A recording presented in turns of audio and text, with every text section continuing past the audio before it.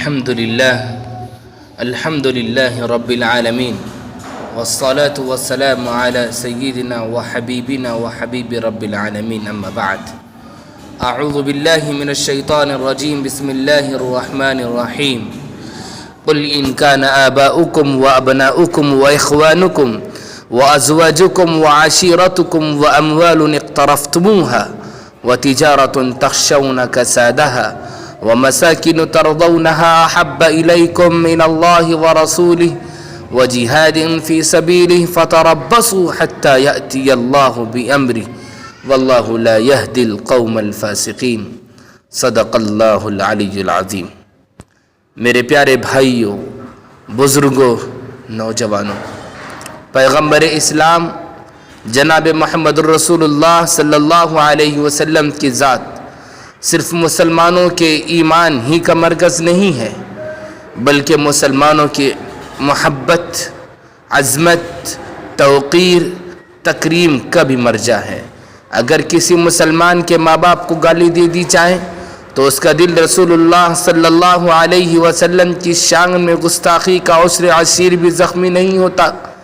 مسلمان دینی اعتبار سے کس قدر بھی گزرا ہو، بے نمازی ہوں، شراب پینے والا ہو، سود خوری میں مبتلا ہو، بیاز کھانے والا ہو، رشوت کھانے والا ہو، ڈاکہ زنی کرنے والا ہو، زناکار، بدکار ہو، کوئی بڑا سے بڑا گناہ کرتا ہو، غیرت ایمانی ان کو بڑے بڑے گناہوں سے نہیں روک پاتی، تب بھی حضور اکرم صلی اللہ علیہ وسلم کی شان میں گستاخی اس کو تڑپا دیتی ہے۔ وہ آپ صلی اللہ علیہ وسلم کے نام پر اپنی عزیز ترین جان، اپنے محترم و مکرم والدین، اپنی متاع زندگی، اولاد کو قربان کرنے کو تیار ہو جاتا ہے۔ اس محبت و عظمت کی مذاہب کی تاریخ میں کوئی مثال نہیں ملتی۔ حضرت موسیٰ علیہ السلام کی قوم نے حضرت موسیٰ علیہ السلام سے رو رو کر کہا تھا اذهب وانت وربك فقاتلا انها هنا قاعدون۔ تو دوسری طرف سنیے گا حضرت عیسیٰ علیہ السلام کو بائبل کے بیان کے مطابق اور عیسائیوں کے عقیدے کے مطابق برسر عام پھانسی دے دی گئی، لیکن امت عیسوی کا کوئی فرد ان کو بچانے کے لیے آگے نہیں بڑھا، مگر امت محمد کی تاریخ اس سے بالکل مختلف ہے۔ اس محبت کا منظر دیکھنا ہو تو آئیے اصحاب رسول اللہ صلی اللہ علیہ وسلم کی مجلس میں۔ یہ حضرت سعد ابن ربیع ہیں، زخمی ہیں، زخموں سے چور چور ہیں، ایک دو نہیں 12 تیر نے جسم کو چھلنی کر دیا ہے۔ اسی حالت میں میدان احد کے کسی کونے میں پڑے ہوئے ہیں، نظر پڑی حضرت ابی ابن کعب پر رضی اللہ عنہ پر، زندگی کی اس آخری سانس میں ہیں، آخری سانسیں لے رہے ہیں، اپنی بیوی بچوں کے لیے کوئی پیغام نہیں دیا، بلکہ فرمایا جب حضور اکرم صلی اللہ علیہ وسلم کی خدمت میں پہنچنا تو میرا سلام پہنچانا اور میری کیفیت بتا دینا، اور وہاں میری قوم سے کہہ دینا کہ اگر حضور اکرم صلی اللہ علیہ وسلم کی جان چلی جائے اور قوم کا ایک فرد بھی بازندہ ہو، ایک فرد بھی باقی ہو، ایک شخص بھی زندہ ہو، تو اللہ کے سامنے کوئی عذر قبول نہیں ہوگی، کوئی معذرت قبول نہیں ہوگی، کوئی عذر نہیں قبول کیا جائے گا۔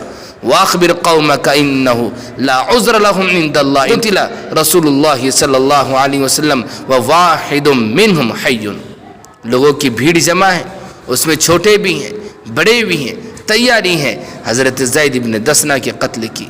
غزوہ بدر کے بعض قریش مہلوکین کا بدلہ لینے کے لیے قتل کی تیاری میں ہیں۔ اتنے میں ایک پوچھنے والے نے پوچھا اے زید، میں تم کو اللہ کا حوالہ دیتا ہوں، کیا تم اس وقت یہ بات پسند نہیں ہے؟ کیا تم کو اس وقت یہ بات پسند نہیں ہے کہ تم ابھی اپنے گھر والوں کے درمیان ہوتے اور محمد صلی اللہ علیہ وسلم تمہاری جگہ ہوتے اور میرے پاس ہوتے اور ہم ان کا سر قلم کر دیتے؟ حضرت زید ابن دسنہ رضی اللہ تعالیٰ عنہ نے بلا تعمل اور برجستہ ببانگ دہل فرمایا ہرگز نہیں، خدا کی قسم مجھے تو یہ بھی پسند نہیں کہ محمد صلی اللہ علیہ وسلم کو کوئی کانٹا بھی چبھ جائے جس سے ان کو تکلیف ہو اور میں اپنے اہل و عیال کے درمیان بیٹھا رہوں۔ ابو سفیان اس مجمع میں موجود تھے جو اس وقت اہل مکہ کے قائد تھے اور اس وقت تک ایمان نہیں لائے تھے۔ وہ کہنے لگے خدا کی قسم محمد کے رفقا آپ سے جس قدر محبت کرتے، میں نے کسی قوم کو کسی سے اس درجے محبت کرتے ہوئے نہیں دیکھا۔ ما رأیت من الناس احدا يحب كحب اصحاب محمد صلی اللہ علیہ وسلم۔ میرے بھائیوں، قبیلہ بنو دینار کی ایک خاتون غزوہ احد میں بڑی مصیبت سے گزری، یکے بعد دیگرے ان کے شوہر، ان کے بھائی، ان کے والد کی شہادت کی اطلاع دے دی گئی۔ وہ استرجاع پڑھتے ہوئی انا للہ و انا الیہ راجعون پڑھتی گئی۔ اس صدمے پر جو فطری غم ہوتا ہے اس کا اظہار کرتی ہیں، لیکن دریافت کرتی ہیں حضور اکرم صلی اللہ علیہ وسلم کا حال کیا ہے؟ کہ لوگ کہتے ہیں اللہ کا شکر ہے، تمہاری خواہش اور تمہاری چاہت کے مطابق وہ بخیر ہے۔ کہنے لگی مجھے ایک نظر حضور اکرم صلی اللہ علیہ وسلم کو دکھا دو۔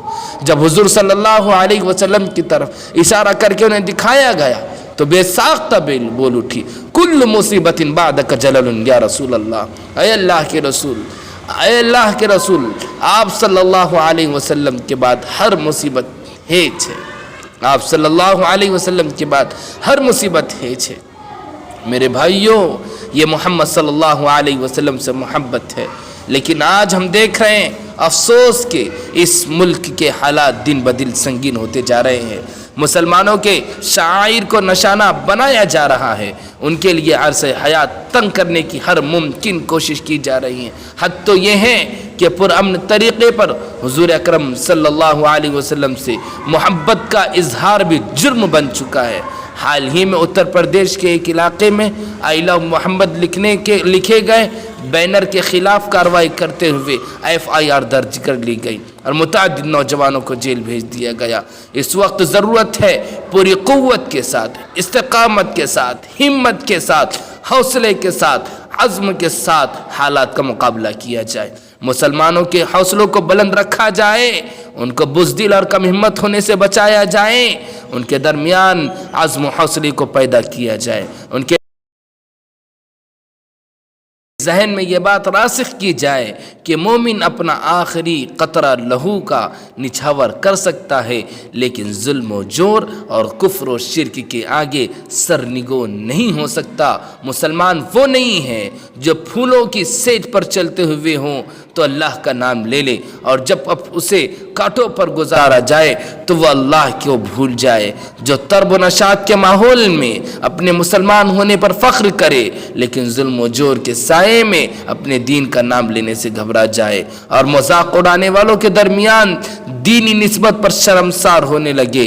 اس ملک میں برطانوی اقتدار کے دور میں بھی اور اس کے بعد بھی مسلمانوں پر بہت سی آزمائشوں سے مسلمان گزرے ہیں، اور ان پہ آزمائشیں آئی ہے، انسانی خون اتنی مقدار میں بہایا گیا، اگر ان سب کو کسی دریا میں بہا دیا جاتا تو شاید پانی کا رنگ بدل جاتا۔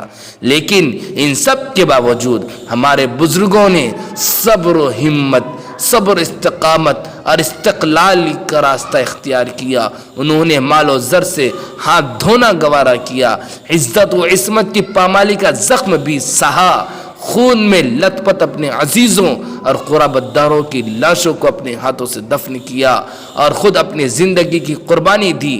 لیکن جس دین کو انہوں نے سوچ سمجھ کر قبول کیا تھا، یا ان کے آباء و اجداد نے قبول کیا تھا، اور انہیں اپنے بزرگوں سے یہ میراث ملی تھی، انہوں نے اسے اپنے سینے سے لگائے رکھا۔ اسی راہ پر ہمیں چلنا ہے، اور یہی ہماری منزل ہے کہ اسلام کی اور پیغمبر اسلام صلی اللہ علیہ وسلم کی نسبت ہمیں اپنی جان اولاد سے بھی بڑھ کر عزیز ہے۔ وآخر دعوانا ان الحمد للہ رب العالمین۔